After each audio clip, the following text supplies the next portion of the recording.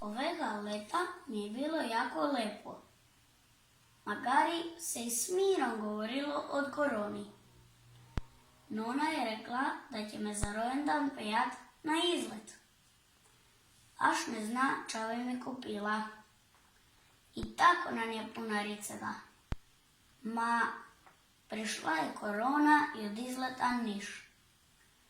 Fige! Ča baš potla mojega rojendana se i to moralo odgoditi. Rodil sam se v krivo vreme. Ma, strpljen spašen. Pa 8. mesece je Nona pitala kako bi šal na Brijuni. Kada ću moći vidjeti dinosaurusa. To je prava stvar. Volim čitati o dinosaurusi, gledat crtići i skupljam sličice. Ma sad je vaje i sestre rojendan, až ona je rojna v pravo vreme. Rekao sam da zamemo i nju, pa će 2 rojendana rešiti jednen s troškom. Na 8 ur smo bili v Fažane i kupili karte za nacionalni park. Svi ljudi su nosili klobuki i maske. Gledali smo kod gangsteri. Baš je bila fora.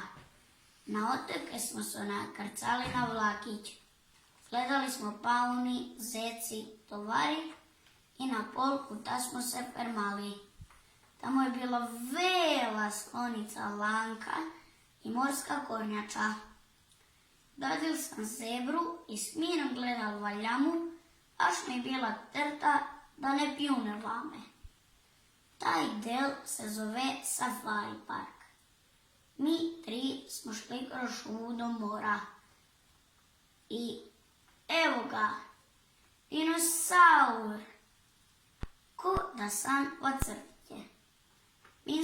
Bil sam veli komaj kod njegova noga.